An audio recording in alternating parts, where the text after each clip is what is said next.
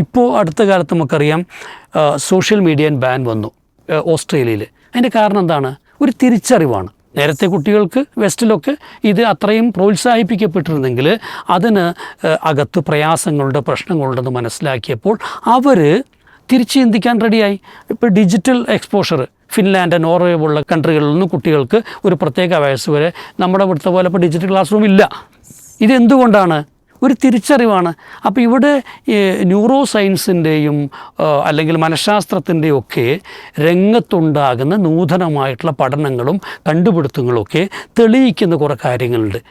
ഇതിൻ്റെ അടിസ്ഥാനത്തിൽ നമ്മൾ നിയന്ത്രണ വിധേയമാകേണ്ട കാര്യങ്ങളെന്തോ അത് മനസ്സിലാക്കുന്നുണ്ട്. പക്ഷെ നമ്മുടെ നാട്ടിൽ ഇപ്പോൾ എന്ന് വെച്ചാൽ ചെറിയ മഹാന്മാരെന്താണ്, കഞ്ചാവ് നോർമലൈസ് ചെയ്യണം, ഫോണ് നോർമലൈസ് ചെയ്യണം, അതൊക്കെ കൊടുത്തിട്ട് പണ്ട് കാലത്തൊരു തിയറി ഉണ്ടെന്ന് വെച്ചാൽ ഈ വിരേചന സിദ്ധാന്തം എന്ന് പറയും.